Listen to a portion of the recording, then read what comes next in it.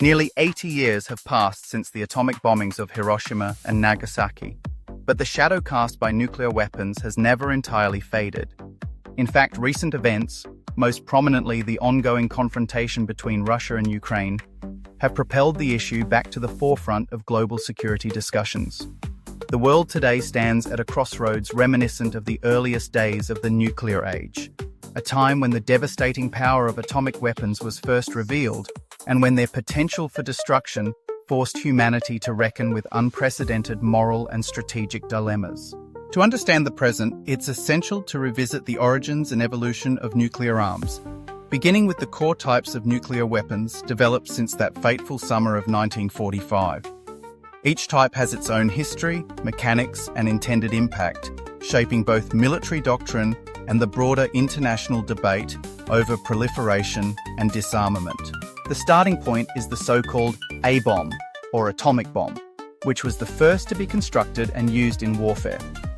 The bombs dropped on Hiroshima and Nagasaki were both A-bombs, relying on the principle of nuclear fission. In these weapons, the nuclei of heavy atoms, typically uranium-235 or plutonium-239, are split into smaller parts through a chain reaction, releasing vast amounts of energy in the process. The destructive yield of such bombs can vary significantly, from as little as half a kiloton to an upper theoretical limit of about 10 megatons. For context, the little boy bomb used on Hiroshima had an explosive yield of around 15 kilotons, while Fat Man, detonated over Nagasaki, yielded about 21 kilotons. Although these numbers are staggering, advancements in weapons design quickly made even more powerful devices possible. Enter the hydrogen bomb, or H-bomb, the second great leap in nuclear weapon engineering. Also known as a thermonuclear bomb, the H-bomb operates on the principle of nuclear fusion. Instead of splitting heavy atoms, it forces light nuclei, such as deuterium and tritium, isotopes of hydrogen, to fuse under intense heat and pressure, releasing even greater amounts of energy. Unlike fission weapons, there is, in theory, no upper limit to the explosive power of a fusion-based bomb. The most powerful device ever detonated was the Soviet Union's Tsar Bomba, which released an energy equivalent to 57 megatons of TNT in 1961. Originally designed for a 100 megaton yield, its power was intentionally reduced out of fear that the explosion could trigger unpredictable and catastrophic atmospheric effects, potentially even venting Earth's atmosphere into space. Another distinct type is the neutron bomb, or N-bomb. While its underlying mechanism is similar to some H-bombs, a fission-fusion-fission sequence, its effects are designed to be markedly different. The neutron bomb maximizes the release of fast neutrons, a form of highly penetrating radiation, while minimizing the explosive blast. The primary objective is to incapacitate living beings, especially soldiers in armored vehicles, while leaving most physical structures intact. This concept was particularly controversial during the Cold War, as it suggested a way to win a nuclear exchange by sparing infrastructure but causing catastrophic loss of life. A further evolution in nuclear weaponry is the gamma bomb, sometimes referred to as the G-bomb or cobalt bomb. This is a specialized variant of the H-bomb, in which the fusion reaction is used to irradiate cobalt, which then emits intense gamma radiation when it decays. The theoretical purpose of such a device is to render large areas uninhabitable for extended periods, not just through blast or heat, but through long-lasting radioactive contamination, a concept often described as a doomsday device. Beyond these headline-making weapons, there are also so-called dirty bombs, or radiological weapons. Unlike true nuclear bombs, dirty bombs do not rely on fission or fusion to create an explosion. Instead, they use conventional explosives to disperse radioactive materials such as cesium or cobalt over a wide area. While their immediate destructive power is far less than that of a nuclear detonation, their ability to contaminate the environment and sow panic makes them a potent tool for terror. These weapons remain largely theoretical, but the risk of their use has fueled ongoing concerns about the security of radioactive materials worldwide.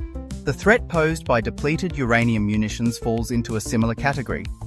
While not technically nuclear weapons, these projectiles are made from uranium left over after the enrichment process. When used in combat, they can create clouds of radioactive dust, raising fears about long-term health effects and environmental contamination. In practical terms, these are mini dirty bombs, with risks that are significant, even if not always recognized in international law. In the decades since the end of World War II, the number and sophistication of nuclear weapons have changed dramatically. The total number of warheads worldwide has decreased from Cold War highs, yet the risk of use, whether by accident, miscalculation, or deliberate escalation, remains ever present. The Russian invasion of Ukraine in 2022 brought this danger into sharp relief. Russian officials have repeatedly made reference to the country's nuclear arsenal, hinting at the use of all necessary means to defend national security. According to Russian doctrine, use of nuclear weapons is reserved for two scenarios: in response to a nuclear or other weapon of mass destruction attack against Russia or its allies, and in response to a conventional assault that threatens the very existence of the Russian state. Importantly, these guidelines are deliberately ambiguous, giving the Kremlin latitude in how it interprets threats, especially in situations involving annexed territories or perceived existential dangers. Since the annexation of Crimea and other Ukrainian regions, fears have grown that Russia could consider nuclear use if these areas come under attack, though such a scenario has not yet come to pass. In any hypothetical conflict, the most likely nuclear use would be tactical rather than strategic. Tactical nuclear weapons are intended for battlefield use, with yields generally lower than those of strategic weapons. Yet even a small tactical warhead can be many times more powerful than the bombs used in 1945, and their employment would represent a profound crossing of the nuclear threshold, with unpredictable and potentially catastrophic consequences. Ultimately, humanity's experience with nuclear weapons has been marked by a paradox. The same devices that were built as the ultimate instruments of war have, in many ways, served as tools of deterrence, preventing direct conflict between nuclear-armed states. Yet this uneasy peace remains fragile, subject to the whims of leaders, the risks of misunderstanding, and the ever-present dangers of proliferation and technological change. As the world reflects on the lessons of Hiroshima, Nagasaki, and the crises that have followed, the imperative remains clear: to understand, debate, and ultimately reduce the risks posed by the most destructive weapons ever created.